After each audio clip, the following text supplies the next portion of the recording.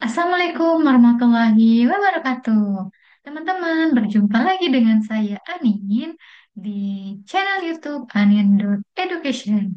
Sebelum memulai, mohon bantuannya untuk subscribe, like, komen, dan share. Teman-teman, pada kesempatan kali ini kita akan membahas mengenai working with scaffolding atau bekerja dengan scaffolding.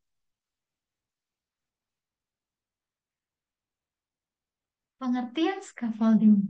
Menurut Peraturan Menaker Trans Nomor 1 Peraturan Menteri 1980, perancah atau scaffold adalah bangunan peralatan atau platform yang dibuat untuk sementara dan digunakan sebagai penyangga tenaga kerja, bahan-bahan, serta alat-alat pada setiap pekerjaan konstruksi bangunan termasuk pekerjaan dan pemeliharaan. Scaffolding yang dimaksud dalam SOP ini adalah scaffolding independen yang dirangkai dari pipa besi. Akan dibahas juga mengenai scaffolding frame dan hanya dipakai jika scaffolding frame diizinkan penggunaan.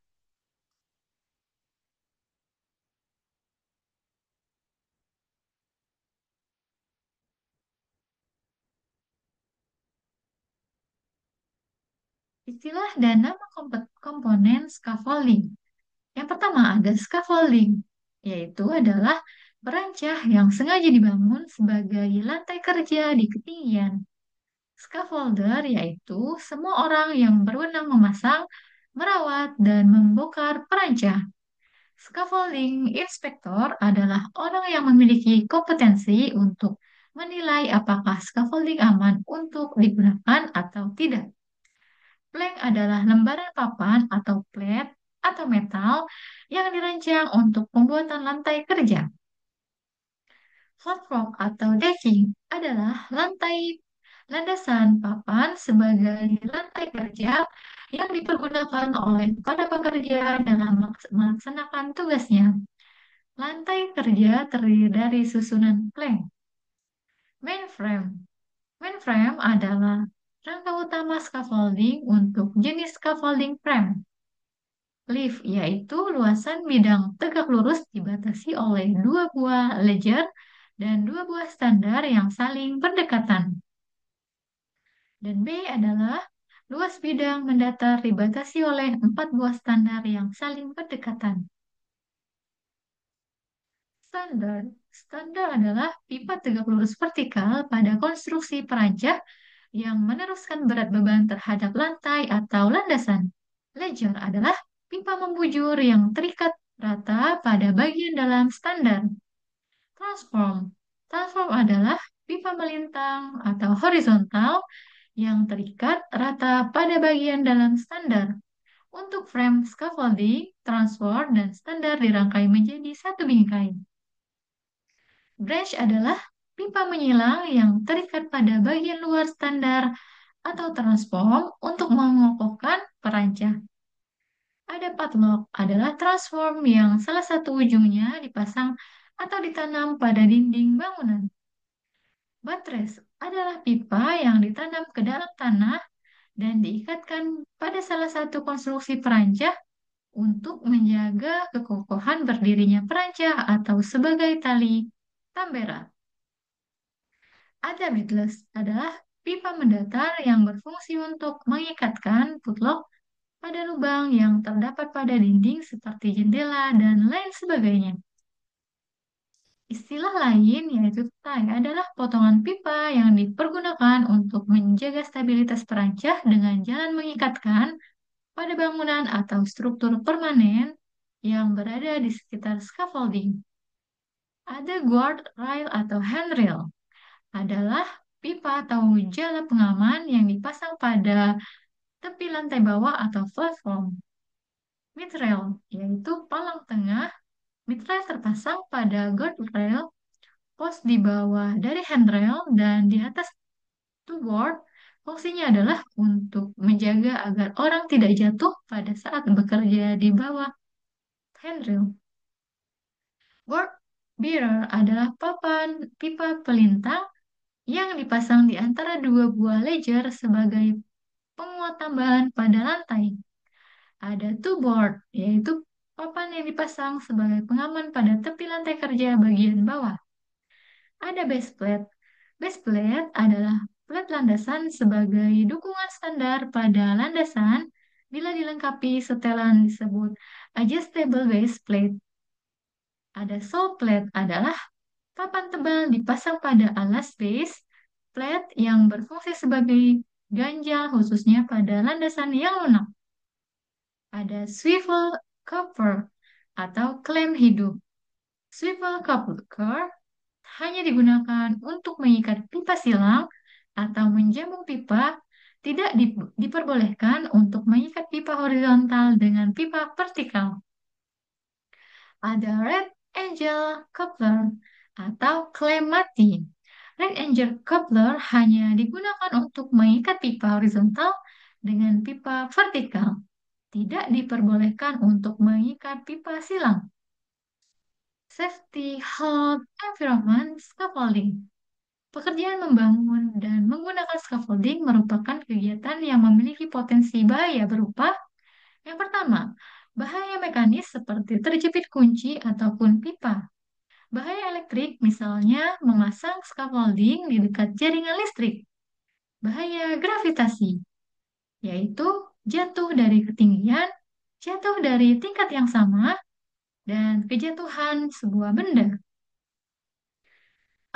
Mengangkat, yaitu bekerja dengan beban, peralatan angkat, peralatan pengangkatan manual, dan beban tergantung. Bahaya lainnya yaitu ergonomis, yaitu seperti keletihan dan posisi yang tidak aman. Ketentuan dalam membangun scaffolding independen. Keselamatan kerja, yaitu yang pertama dilengkapi dan menggunakan APD yang dipersyaratkan. Yang kedua, ikuti prosedur keselamatan kerja yang dipersyaratkan oleh area tempat scaffolding dibangun. Yang ketiga, jarak aman membangun scaffolding dari jaringan listrik adalah 4 meter jika digunakan komponen metal dan 1,5 meter jika komponen perancah yang digunakan hanya dari bahan non-konduktif material seperti kayu. Yang keempat, scaffolding harus diperiksa dengan ketentuan. Yang pertama, sedikitnya seminggu sekali. Yang kedua, sesudah cuaca buruk atau adanya gangguan yang lainnya. Atau juga perancah tersebut digunakan dalam masa pembangunan yang agak lama. Yang kelima, kemiringan tangga mengikuti perbandingan 4:1 seperti gambar di depan. Ketentuan lainnya tentang keselamatan kerja, jika dikhawatirkan material terjatuh, pasang mesh screen jala pengaman yang dibuat dari kawat baja berdiameter tidak kurang dari 4 mm dan celah tidak melebihi 50 kali 50 mm dan harus ada plate yang kuat yang tingginya paling kurang 150 mm. Dan yang ketujuh adalah papan platform harus ditopang oleh minimal 3 transom. Ketentuan lainnya dalam membangun scaffolding independen ada ketentuan secara teknis. Yang pertama, lebar papan to board minimal 6 inch atau 15 mm. Yang kedua, pagar dipasang dengan ketinggian minimum 90 cm. Dan yang ketiga, diberi kelebihan pada ujung pipa minimal 15 cm dan klem paling tepi. Yang keempat, ledger dan transom dipasang tegak lurus di bagian dalam standar menggunakan klem mati, di mana transport berada di atas ledger. Yang kelima, tidak boleh ada sambungan standar pada seperti lift yang sama membujur atau melintang, lebih dari satu pada standar yang sama, berjarak 30 cm dari ledge page atau 15 dari 23. Dan yang keenam, tidak boleh ada sambungan ledger pada yang pertama, bay yang sama pada setiap ledger. Ya, kemudian lebih dari satu pada ledger yang sama dan berjarak 30 cm dari standar. Ketentuan teknis lainnya yaitu longitudinal bracing atau brace base dipasang pada bagian luar standar arah memanjang, dipasang dari arah standar scaffold sampai ketiga scaffold, dipasang melintang bidang memanjang B. Bila dipasang pada standar dipakai swivel couple, dan bila pada transform dipakai right angle coupler. Ketentuan teknis nomor 6, 8 yaitu ketentuan papan platform. Papan harus ditopang dengan minimal 3 transom. Ujung papan pada tepi lantai kerja kurang lebih 4 kali tebal papan diukur dari transom paling tepi. Jarak dan ukuran mengikuti tabel.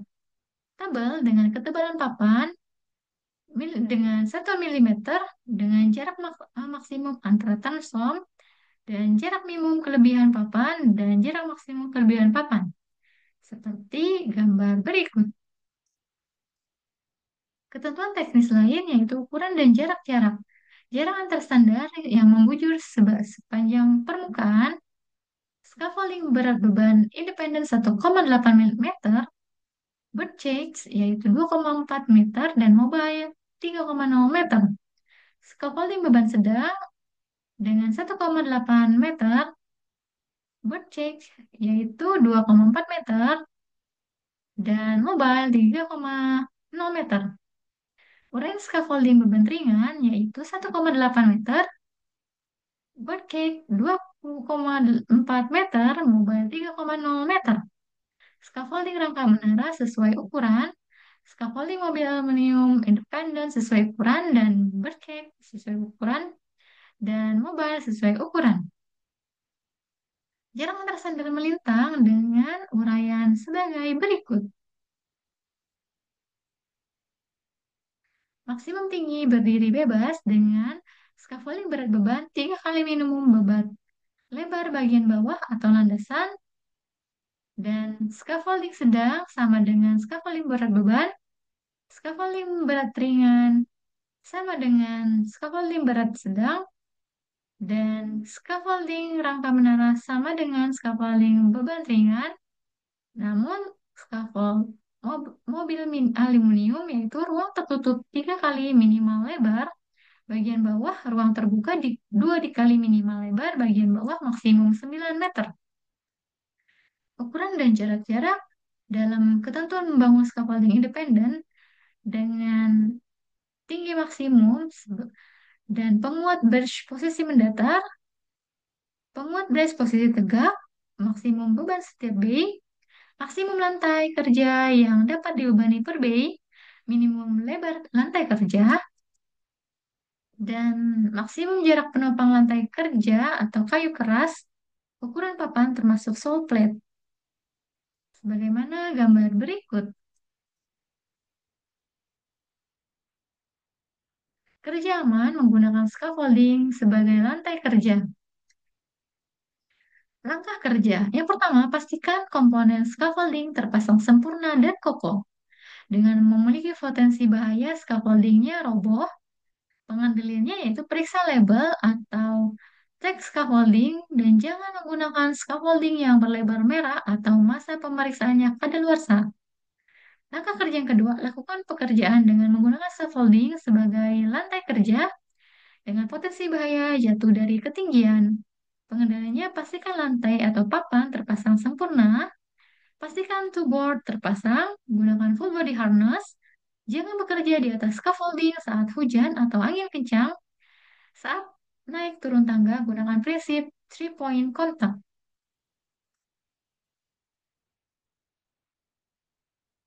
Referensi dari materi kali ini ada dari Kepmen nomor 555 K28 MPE atau 1995 tentang keselamatan dan kesehatan kerja pertambangan umum Menteri Pertambangan dan Energi khususnya pasal 92 sampai pasal 96.